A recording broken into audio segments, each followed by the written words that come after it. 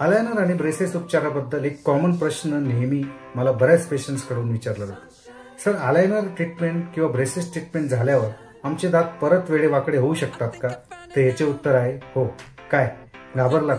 तर घाबरायचे काही कारण नाही, कारण हे होऊ नये म्हणून आपल्याकडे एक बॉडीगार्ड किंवा एक सायलेंट हिरो आहे, त्याला म्हणतात रिटेनर। तर जेव्हाही अलायनर किंवा ब्रेसेस उपचार केले जातात, आपण आपले दात एका जागेवरून दुसऱ्या जागेत शिफ्ट करत असतो।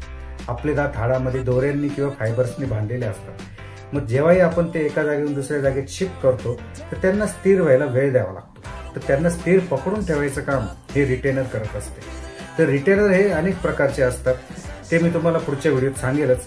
थोडक्यात मला काय म्हणायचं आहे की कोणतीही ट्रीटमेंट झाल्यावर डॉक्टर आपल्याला रिटेनर वापरायला देतात, ते तुम्ही नीट वापरा, म्हणजे आपले दात परत वेडे वाकडे होणार नाही।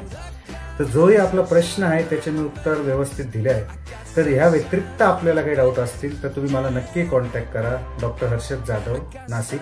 धन्यवाद।